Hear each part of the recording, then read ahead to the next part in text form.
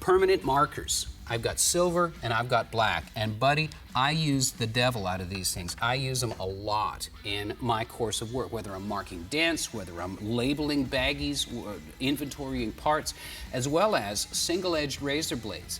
There's tons of techniques for these, from color sanding, fine-tuning, getting dust nibs out, to creating templates out of cardboard for fabrication. Single-edge razor blades, permanent markers. You can't have enough of them. I got them stashed everywhere. Speaking of stashed everywhere, I'm going to jump back here. I have these. We know what these are. These are non-prescription reading glasses. I'm long enough in the tooth to where I've got these suckers stashed in every toolbox as well, because I know I'm going to need them. Look at the instructions on this. Look at these words. Look at these. Look how small that is. How are you going to read that if you're past 45 years old? You're not. You are not. You're going to need these. You don't have to pay a lot for them, although you can. I get mine from the dollar store. Sorry, I do. Guess how much they cost? $1-ish. No, they're a couple bucks. But anyway, these are essential for me. If you're getting long in the tooth like I am, let your ego go. Let it go, because it ain't a fashion show, and it's just a good investment to have. It's another tool. My welding skills went up exponentially when I invested in reading glasses that fit underneath my welding helmet. And that's no word of a lie. And it was a revelation to me, because I was having trouble. I couldn't see. And then it occurred to me, bing, you know, it's fuzzy. I can't tell what I'm doing. I can't see the weld pool. I can't see it contract when it shrinks. And you know, once I put reading glasses on underneath my welding helmet, I was a better welder. So, you know, case in point, if you're trying to read a P sheet, mixing and get the proper ratio, have your glasses on. So let's talk about paint itself. This system here, this is Eastwood's 1-to-1 epoxy that's black. I'm going to show you a rendering of Z-Sled. A good friend of mine made these cards up. This is our Camaro. It's just a neat way to visualize the project. We can tell what color it's going to be. We can tell what accent stripes we're going to be. We can test out different color combinations. You got the Z-Sled logo down in the side. It's just a neat way to set a benchmark and a goal to try and reach. So now you know where I'm going with Z-Sled, if you haven't already followed on the website and figured it out. But we're starting with a black ground coat. Epoxy is a good sealer. It's also a good metal primer. Not a primer surfacer, but a metal primer. So we've got our Eastwood 1-to-1 primer here, which is also available in gray if you're doing a lighter color. To me, this is an essential piece, especially if you're doing your body work one weekend. If you have your vehicle media blasted, or you do it in sections yourself, blast, prep with epoxy, protect it, and then you can pick it up at a later date and either sand it, or if you're within the 5-day window, you can go right on top of it without sanding it, because epoxy is glue. It sticks to anything, anything sticks to it. Epoxy is an essential. So from epoxy, you can use that as a ground coat, or you can go direct to metal, as I've done on a lot of this stuff, with your fillers. You'll hear the term DTM, stands for direct to metal. A lot of these primers are direct to metal and available to do that. From the point to where I'm here at my filler, the next stage is then with a polyester primer surfacer. Polyester builds like crazy, and it doesn't shrink back because there's essentially no solvent in it. You'll get a microscopic amount of shrinkage, but you know, nobody wants shrinkage. Ask George Costanza. It doesn't work. It's not flattering. So shrinkage under your paint allows the scratches to come back through. Poly as a ground coat is a fantastic way to finalize the shape of your project. I don't even consider polyester primer surfacer part of paint prep. It is the last stage of the body work, because you can stack it and it doesn't shrink, and you can do that last little bit of blocking and really get that contoured surface. So poly primer after your epoxy. Then you can go with a 2K, which is a urethane. 2K is a slang term, or it's an industry code for two component. A lot of this stuff is two component. It's catalyzed. It's got a hardener. Lacquer primers don't exist anymore. Don't even think about them. I'm not even going to talk about them. We don't use lacquer paint. We're not going to use lacquer primer. If we were using lacquer paint, lacquer primer is just fine.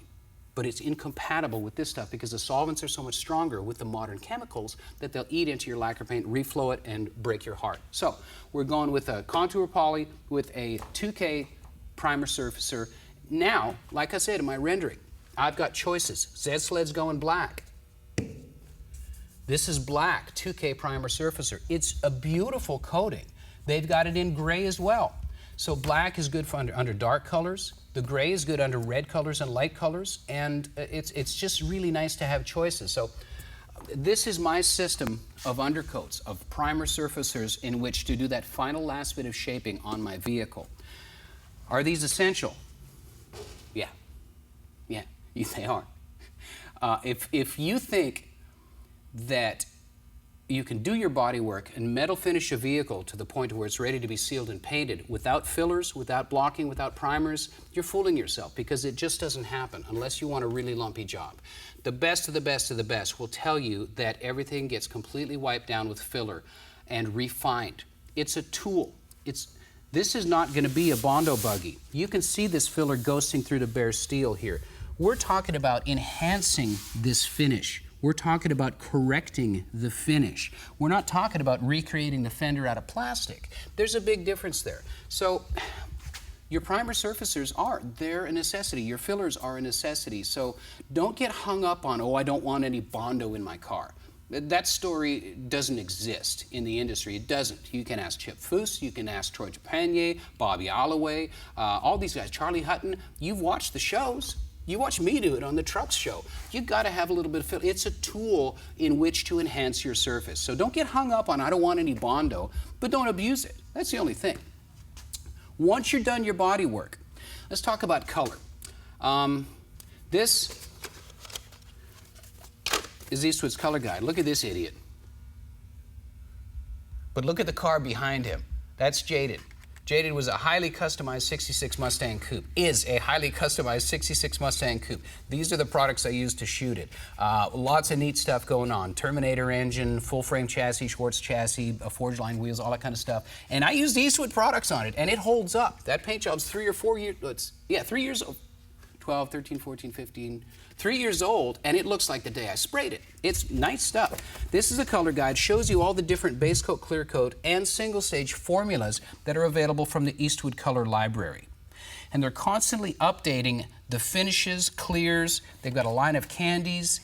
There's a line of flats. So it's current, contemporary. Heck, there's even a breakdown here, what I was talking about. Bare metal, epoxy, urethane primer. They haven't put poly in there, but now we're talking about base coat and clear coat. And there's some new colors that they've come out with. These are brand new, and I don't even know the color names. This is agave green.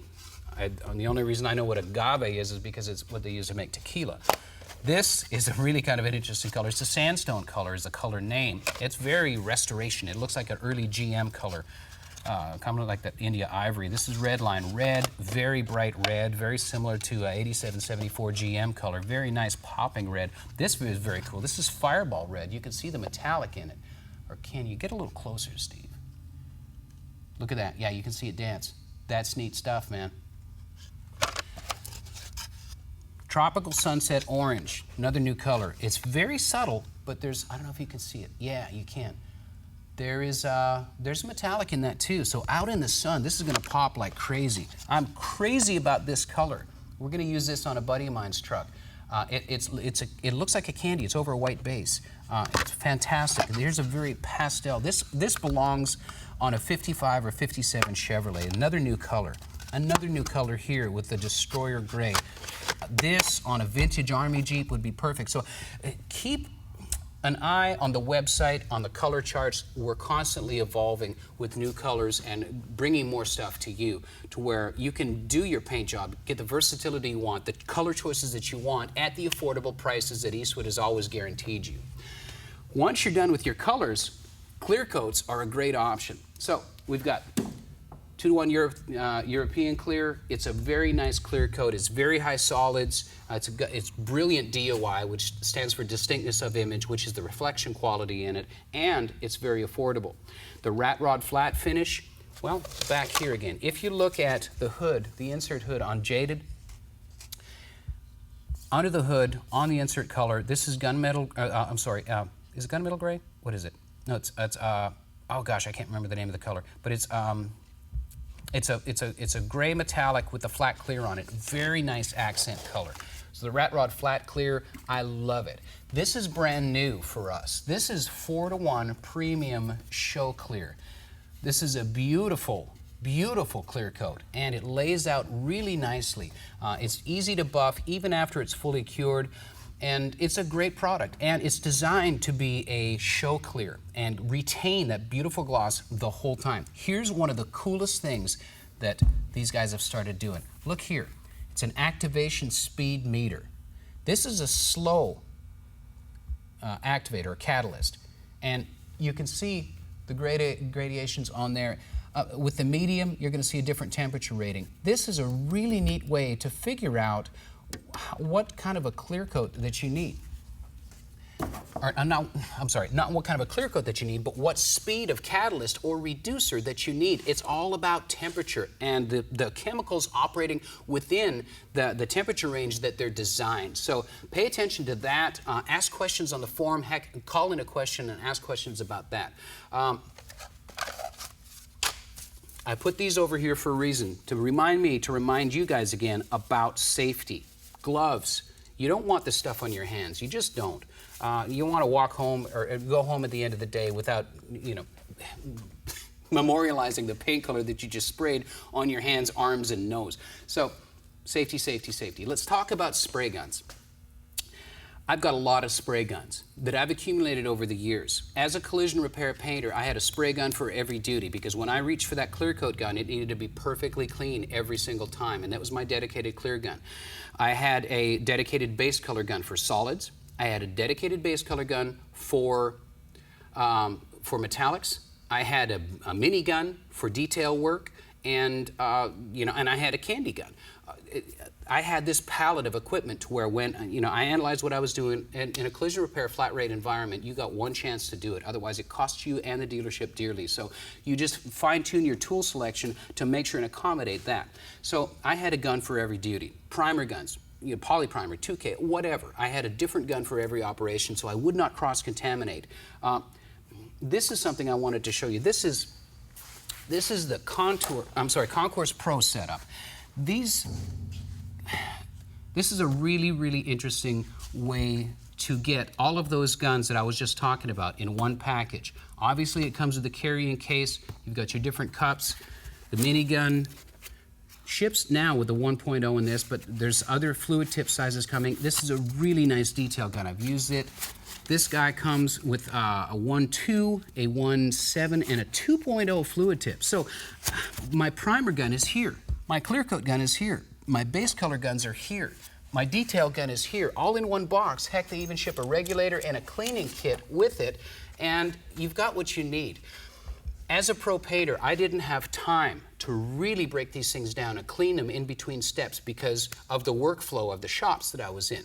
As a weekend warrior, which I am now, I'm just like you guys now, I don't paint every single day. Now, I have the luxury of time. If I'm doing a metallic color, I clean the gun out, I break it down, I really flush it out, and I make sure it's darn clean before I put my clear in it, and this tool set, this set of guns, gives me all those guns that I just talked about. This is a great value. This is a great value. I'm getting a call in. Matt's got some questions lined up. Okay, have I got you, Matt? Okay, I'm going to talk about buffing real quick, and then we're going to get to you guys' questions, and somebody's going to win a $250 set of DVDs. So, when you're done painting, you got to buff. You don't have to buff, but it's another tool. It's like filler. It's like primer. It's a way to enhance the surface of the paint that you've just sprayed down. So it's a really nice luxury to have to be able to do that. Once you got everything sprayed out, if you want to do a little bit more surface correction, color sanding and buffing, it's beautiful. I like the liquid ice system that's available at Eastwood.com. So much that the label is gone and it's almost empty. I got a call Eastwood and get another order of liquid ice compound. And liquid ice comes as a system. There's the compound, which is a single compound and 3 different pads. We've got wool for compounding, we've got a medium blue, and we've got a fine talc white. And in order to use these, you got to have one of these. This is neat. I had a buffer that lasted me for a long time. I'm not going to mention the name brand. I rebuilt the brushes a couple of times. It was a great little buffer. I miss it terribly, but I like this one just about as much. This is very affordable, and it's got a lot of the features. It's got multiple speed, and it's got a soft start in that when you pull the trigger, and the trigger lock helps as well. But with the soft start, when you pull the trigger, it doesn't immediately jerk and torque. It slowly spins up.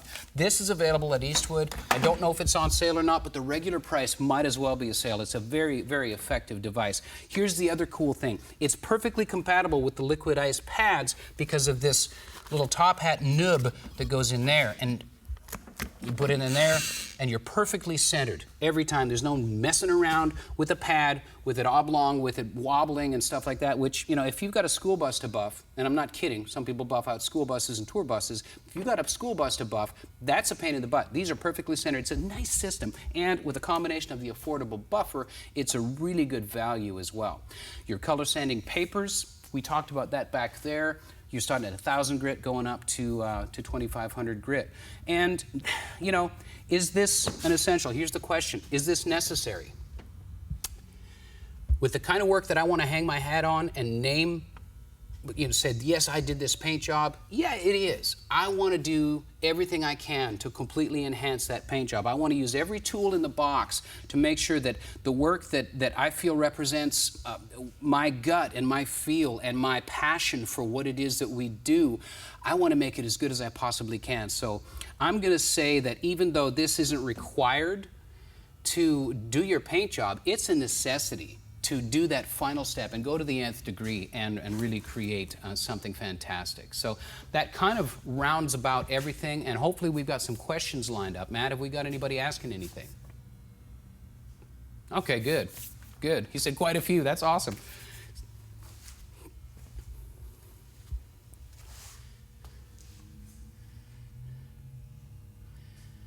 Great question. Matt says, the caller says, is it safe to trust a factory paint job before going in over top? The easy answer is yes, but qualify. Come over here. Remember this? This is not a factory paint job. This is an aftermarket paint job. But remember the mid-90s, those DLAM jobs that were coming out all over the place. This is why I found out about the tape test. Some strong duct tape. The mid-90s, mostly Mopar stuff, Chrysler stuff, but a lot of GM stuff that it would come off in the wind. So if you have inklings of rock chips on your leading edges, if you think you see any delamination like this crap right here around your moldings, do the tape test. If you can, well, if you could pull off material, like I'm pulling off material there, no, don't trust it. But if it's an OE paint job and you just want to do a color change and it looks like it's in really good shape, yes, you can. I know it's a long answer, but it deserved that other explanation. So thanks for that question. Great one.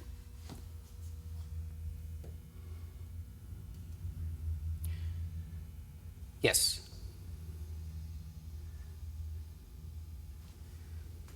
Okay, great question. On Zed-Sled's fender over here, excuse me, there's exposed metal here and here.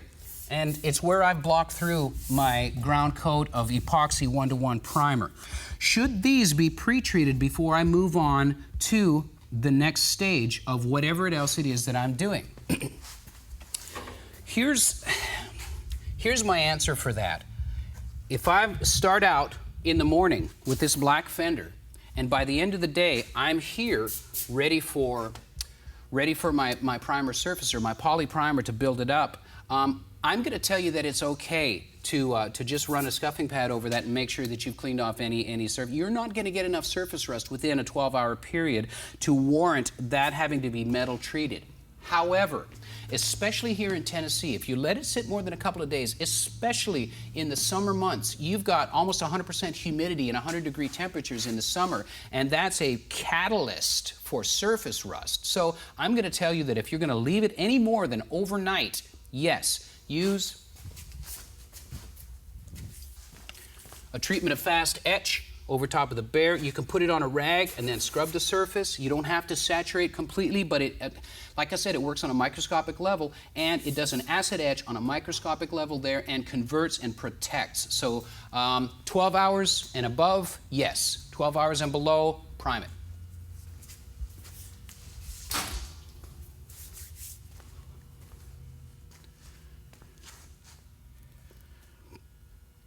Okay, do you say complications if you do take a long break between coats and a respray window? Is that what you said? Precautions.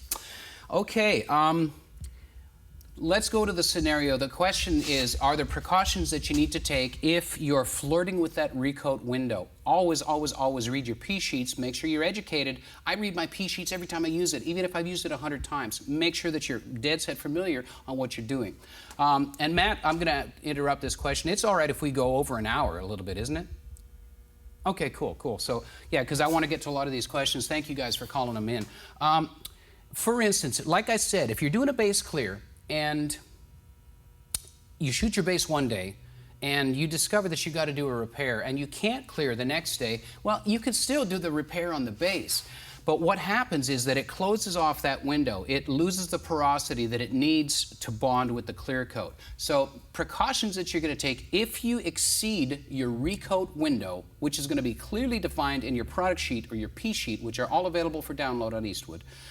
Then you need to do what the P-sheet says, and what essentially that is take a very fine scuffing pad, profile the surface of that base coat, spray another coat on, and then what you've done is reset your recoat window again. So now you've bought back that 24 or 48 hour period in which to correct and clear coat again. So basically what you've done is arrest the process. You've stopped the process. You can start the clock again by scuffing lightly, not to profile, not to sand, not to surface, scuffing lightly to open up that base coat, and then respraying another coat of base that buys you back that recoat window. Not just for base coats.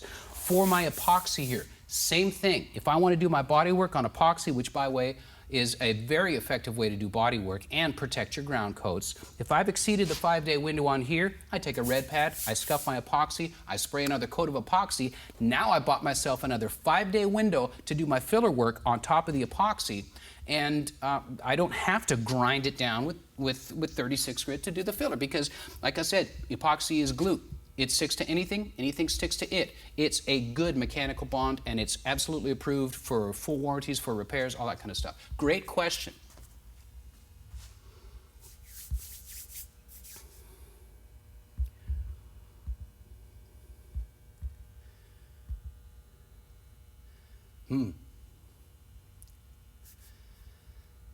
Absolutely. Okay. The question is, can candies and or pearls, multi-stage paint jobs, can they be spot painted if there's damage? Again, goes back to assessment of your project. If you want to do a candy, make sure that it's something that you can either repair or that you're not going to drive it enough to repair. If it's a show queen, it doesn't matter. Make sure that you know that the possibility and potential of a repair is there.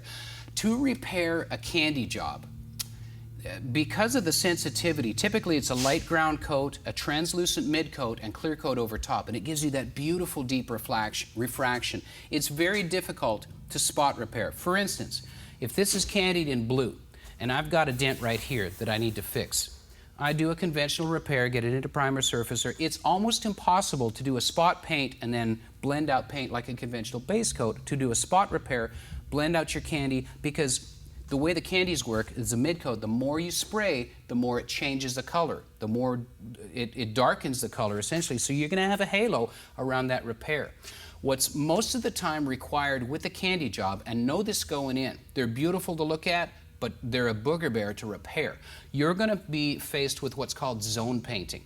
So typically, if you have a door ding or even on the end of the fender, the best way to approach that is to do your repair, get your substrate fixed, get it painted, redo the entire side of the car. Yes, I just said that. Over a dent this big, a walnut dent, a whiskey nick in a parking lot, you're going to zone paint the entire car. Why?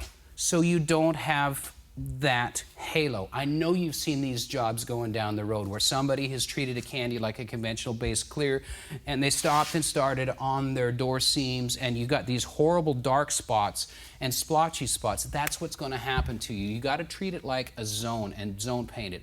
We ran into this. I've gone to several different color match schools with different paint manufacturers, and everybody has the same philosophy on it. Do your zone painting, start with your ground color, move your way up, create the zone, and create the illusion that there was never damage in the first place. And I say illusion because there's other techniques involved. For instance, I don't want to go down too much of a rabbit hole, but if I'm spraying here, if I got a repair here, and I don't want to have to blend the hood as well, I'm going to mask off here, and I'm going to take my spray gun, and I'm going to angle it up this way when I'm color coding so my overspray doesn't get down onto the top of the fender. You know, there's all kinds of tricks and techniques that you learn when, you know, just with experience. But to answer the question, to do a candy repair, factor in the panels surrounding the one that has to be repaired. I know it's a long answer, but it was necessary because it's a complicated question. So thanks for that, and it's a good question.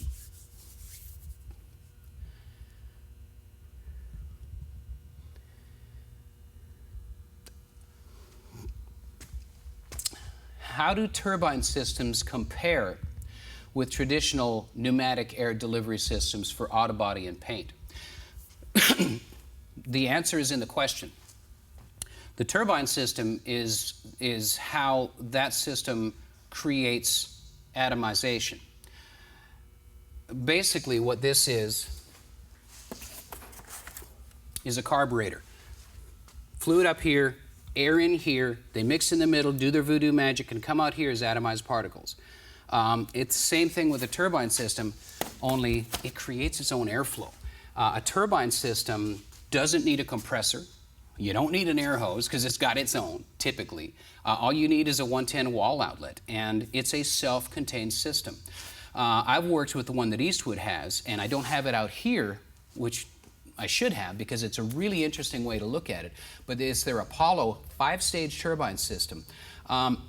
In the past, I haven't endorsed turbine systems. I haven't said, yeah, that's an effective alternative, because the ones that I've used in the past have created so much heat that it interferes with the way the paint lays out. The number one complaint with turbine systems is texture, is orange peel on the surface. The reason for that is because the turbine, just by virtue of what it is, it's kind of like a little jet engine that's pushing air out into your paint gun. It superheats the air and stops the reducer from letting that paint flow out once it hits the panel. So the turbine systems of the past were different and were problematic because of that. I didn't really like them very much. But the Apollo 5-stage turbine system, and I demonstrated this at SEMA, we had it going. I had it sitting there turned on, and it sounded like a vacuum cleaner, but it was pushing out lukewarm air, not super hot air. So it's a really neat system. The 5-stage turbine generates the same amount of CFM airflow with it being cooler.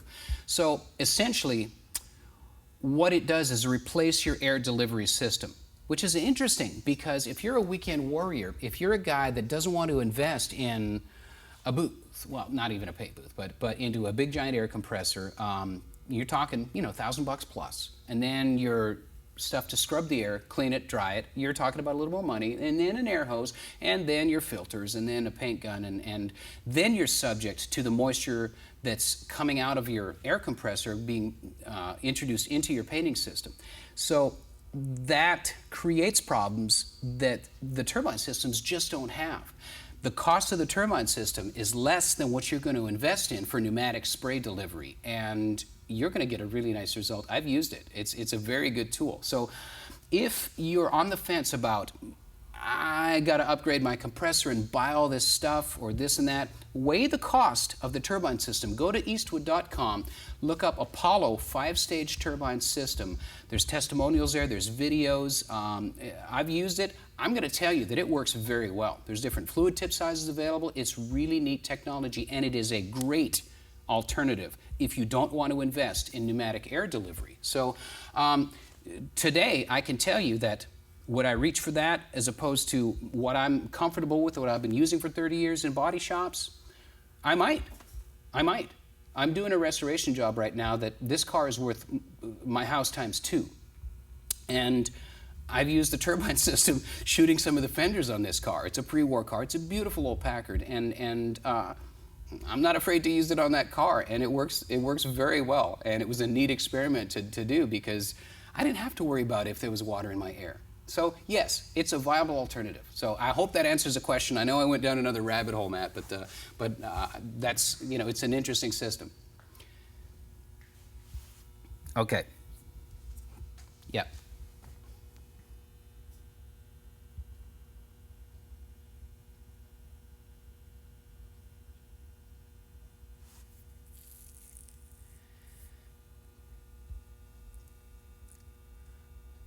Interesting question. Okay, the question is, do you buff immediately or do you wait for it to be fully cured or somewhere in between? Once you're painted, once you got your clear coat on or your single stage on, do you cut into it and rub it up quickly, or do you wait? Do you let it cure? Solvent technology is a system to where it's wet when it sprays on and it's dry when it's cured.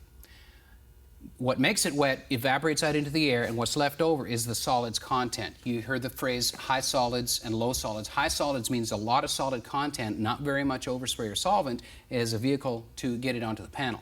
So what happens in that drying process is that solvent is evacuating. So if you're in a crash shop or you're in a hurry and you want to cut and rub the next day, which you can sometimes, as long as it'll sand, you can cut and buff. If you can't press down and make a fingerprint into the top surface, you're probably safe to cut and rub to sand your paint job and buff it out. Is it easier in 24 hours? Yes. Is it the best thing to do? I'm not sure.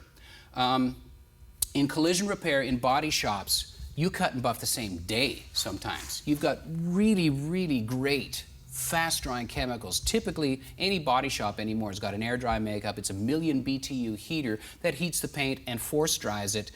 Doesn't cure it, because cure is different than dry, but it force dries it to the point where you can cut and rub that same day or the next day and ship it out. And the chemicals are made to do that. The clear coat is made to be cut and buffed, and it's not going to haze back on you if you do your job right. But here's what I do. So yes, you can do that. You can get into it the same day. It's easier to sand, it's easier to bring up the gloss, but I've been bitten by that on restoration jobs when it hazes back and you have those halos coming back, the holograms and the sanding scratches from your first stage of sanding. That can come back and bite you. So here's what I do. I will shoot a job and I will cut into it within a 24 or 48 hour period after it's painted, after I know I can safely sand. I let it sit for a few days. I walk away for a few days, sometimes a week or more, and let it outgas, because as it cures, the solvent evacuates and the solids content compresses and it shrinks, and it just does. I'm not making it up. It's not my choice. It's the nature of this technology. It's resin-based technology. Solvent is a transfer vehicle. It goes away and it shrinks as it evacuates. So what sanding it, letting it outgas does is evacuates that solvent, and now when I go back in over top, now I can buff it up one time and it's not going to haze back on me if I do my job right. Is it more difficult to buff? Yes. How much more? Not any more difficult than doing it twice if you get on it too soon and it hazes back on you. So my recommendation is, if you're staging this over, you paint it in February, March, and you're going to buff it in April, cut it, let it evacuate, let it gas out, and then come back in and go from, like if you cut it with 1,000 grit, let it evacuate, come back in with 1,500, 2,000, and then come back with 3,000 grit over top. It's going to come up really nicely, and it's going to be the last time you have to rub that sucker, and you're less prone to pulling it off of edges if you make a boo-boo, and if your buffing wheel catches an edge or a corner. So it's not only better long-term to let it wait, let it sit, but it's also safer to cut and buff, especially if you're using wool, which tends to grab corners and edges. Great question. So there's no wrong answer there. It's a question of what your end goal is and what you have time to do. But I gave you my recommendation, and I stand by it. So I guess we got time for one more, Matt?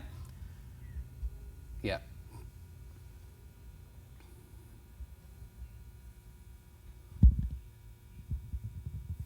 Okay. Question is it better to media blast to bare metal or just to sand through to checked paint in the E code? Checked paint, okay, here's what checked paint is. Steve, I need you to go down deep here. This is more cracked than checked, but if you can see that, and I'm gonna try and look in the monitor, can you see those scratches? Get it real close. The camera should adjust it. I'm gonna look in the monitor. Yes, you can. When you catch the reflection at the very bottom corner, you can see that paint all checked up in here, in all of this stuff. Basically, it's the paint film shrinking and separating and exposing those cracks. It's kind of 6 in one, half a dozen of the other. In a sense, media blasting, depending on who's doing it and depending on what media that you choose, is faster and easier, and it gets it all done at once. Is it more consistent? Yes. Does it remove less material? Yes. Is it more expensive? Yes. Whether you're doing it yourself or farming it out, media blast is more expensive than coming back with conventional sandpapers. The biggest reason to do media blasting is if you've got a sensitive substrate. If you've got aluminum, if you've got fiberglass, or if you've got valuable sheet metal that you don't want to profile, that you don't want to put those scratches in. It's not a question to me of which is best, it's which is more appropriate, because both will eliminate the paint surface, will get you down to the bare substrate, and prep it for the next steps. How you go about that is very subjective and very sensitive. So if you've got aluminum and you're coming back with this guy, which is a mud hog, it's a dual action sander, and typically what I do is surface down Bondo with this thing or strip paint. If I've got 36 and I'm digging it down with the mud hog on aluminum hood off a new Mercedes, I'm going to cause a lot of damage into that hood that I have to again repair. On steel, not so much. I can knock most of it off with 36, come back with 80, hit it again with 180, prime it, block it, and I'm rocking. So you have to decide that going in. What am I going to do? What's my budget? Do I have time to call the guy to come in here and do the green blasting? Do I have time to bring the car on a trailer over to Blast from the Past, who's going to media blast it on a buck, on a rotisserie? Do I have my own rotisserie? Do I have my dual stage blaster? You have to ask those questions before you go in, which comes back to assessing.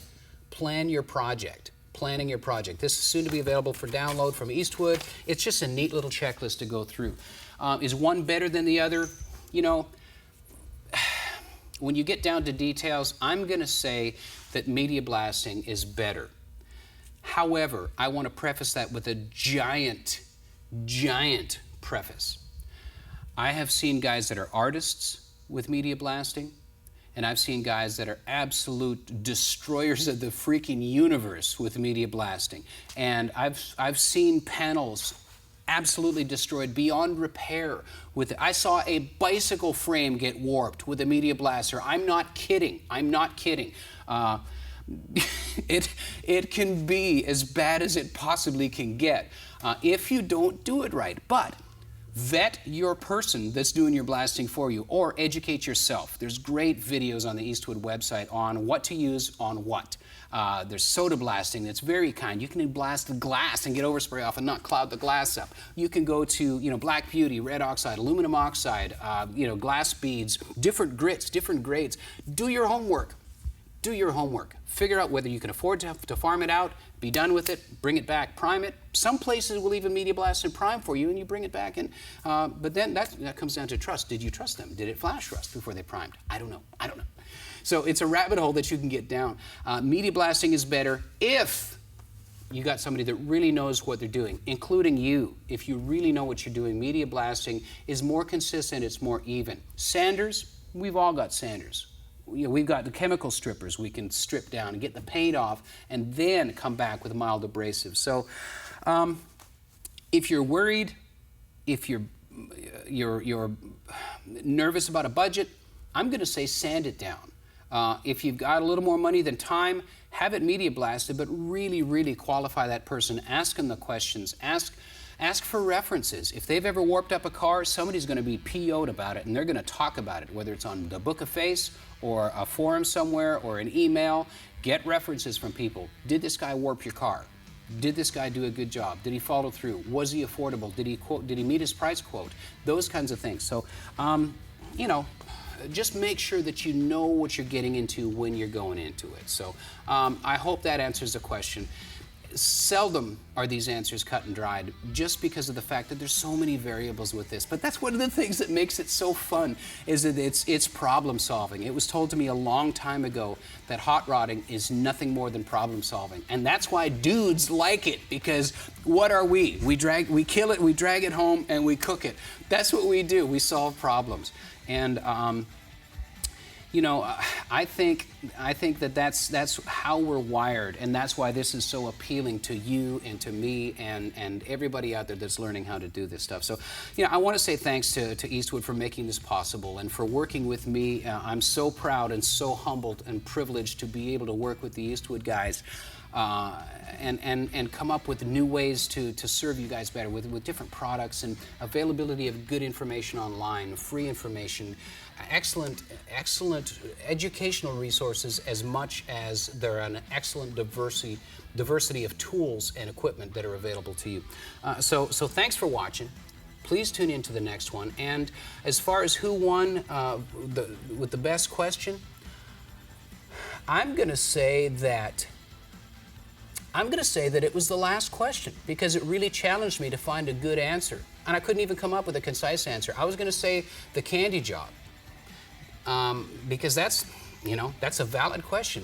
But not very many people do candies. A lot of guys do stripping and get down to the bare metal substrate. So whoever the last cowboy was that asked that question about the stripping down to substrate, congratulations. I'm going to call you Ralph. Congratulations, Ralph. You just won yourself a complete set of paint education instructional videos. I'll sign a hero card for you and ship it out so you know what Project Z-Sled is going to look like. And stay tuned. Keep up with us. We're going to constantly let you know when more live streams are coming in. And thank you for paying attention. Thanks for logging on. And we're just going to sign off saying our slogan is, do the job right. We hope that we've shared with you some information that will help you do the job right, as well as giving you some insight into some tools that you're going to need to do the job right. I'm Kevin Tetz. Thank you so much. We'll see you on the next live stream.